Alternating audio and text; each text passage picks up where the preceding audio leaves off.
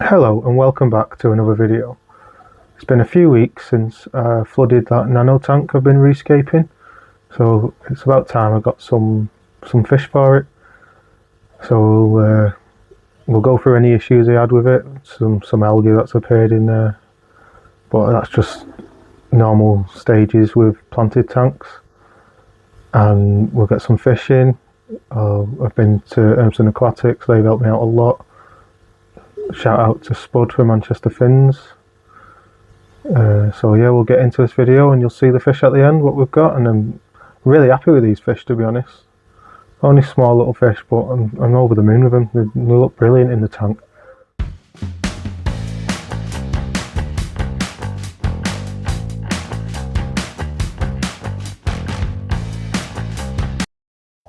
And here's the tank a few days after I flooded it. I added some floating plants just because I thought it needed it. But it's looking really good. I think it's time to try and get some fish in the next couple of days. So this was actually a couple of weeks later. I started noticing this algae in the tank. I think it's string algae or hair algae, and I think this is just a part of planted tanks. You get this stage. I think I'll do a quick water change and see if I can get rid of it. So I've got the tank all ready for some fish. Let's head over to Urmston Aquatics and see what they've got in. I actually spoke to Spud, Manchester Fins, who owns Urmston Aquatics, before I got there, and he suggested some fish, and one of them were these pea puffers. So this was on the cards. Could have got a small community pea puffers in there. Also these ember tetras was on the cards as well, but I actually decided on these killifish, australe killifish I think they're called,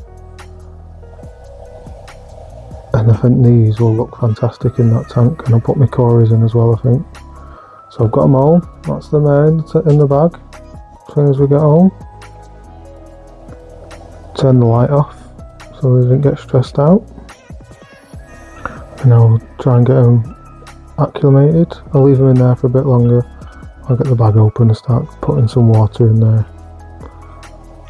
Get them acclimatised to the water chemistry.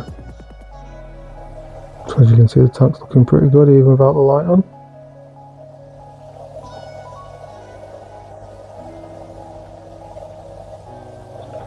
There we go, I've got the bag open now, and I'll just keep topping up the bag with some water out of my tank, just so they don't get a shock when they get put back in. It'll probably take me about an hour. I'll get them in. So that's it, a few hours later I've let them settle in a bit and turn the light on, and at this moment I can only see the male one. He looks like he's settled in now, coming out quite a lot. Let's just see if we can see the female. I have read, and the female ones can be quite timid.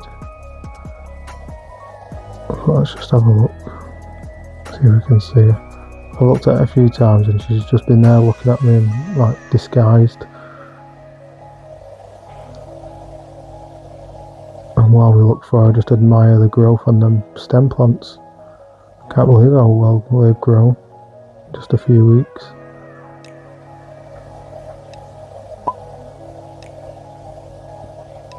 I'm still not seeing her though. That male's looking gorgeous though. It's probably looking for some food.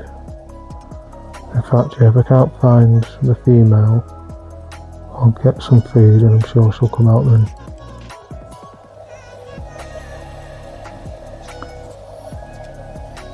Yeah, I can't see her at all. Let me know in the comments if you spot her anywhere, because I cannot see her.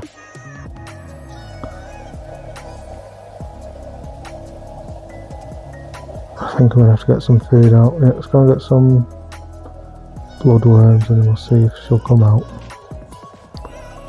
But just admire the male one there. It's looking fantastic.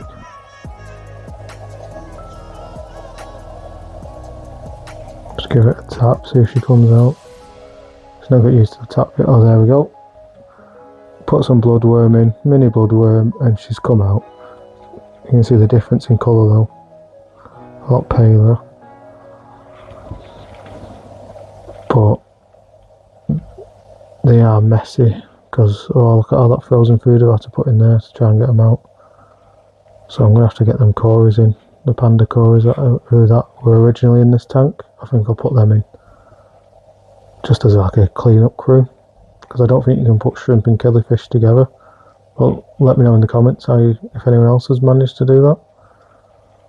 So there's my cories, panda cories, got 4 of them.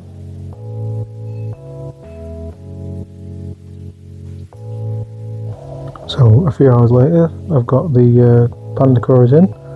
Seems to be settling quite nice. Killifish are still getting used to them. There's the female, looking at me like, who are these guys?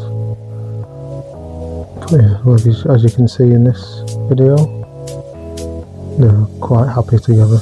Males checking them out, and the pandas are doing a great job at picking up all these leftover food from the killifish.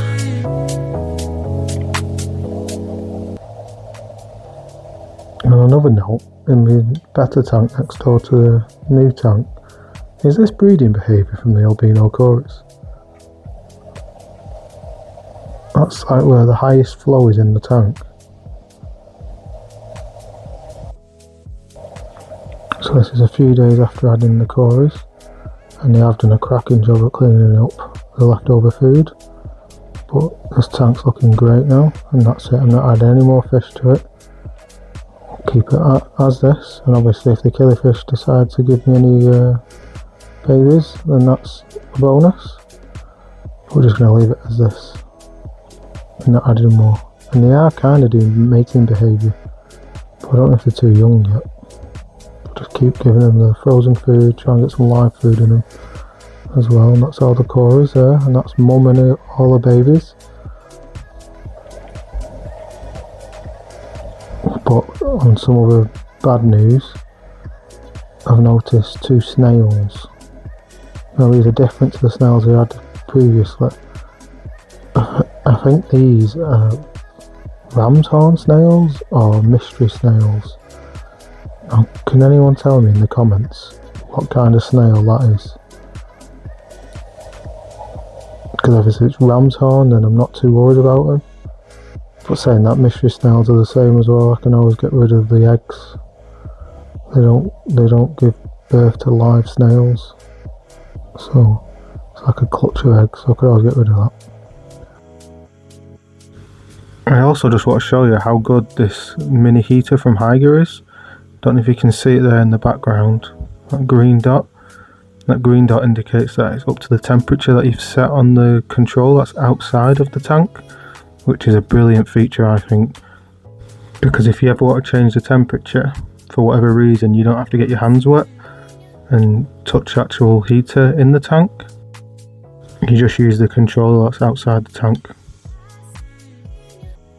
And this is the controller here. You just press that set button and that changes the temperature.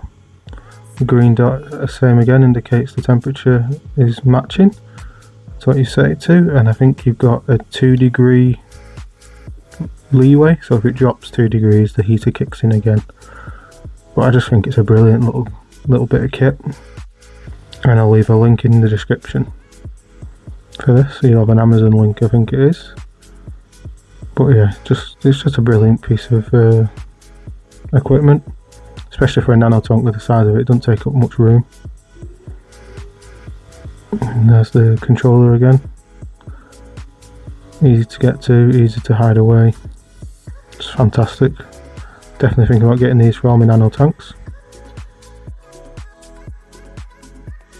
And this one is a 50-watt heater, and it's very small, and it just fits perfectly next to my filter.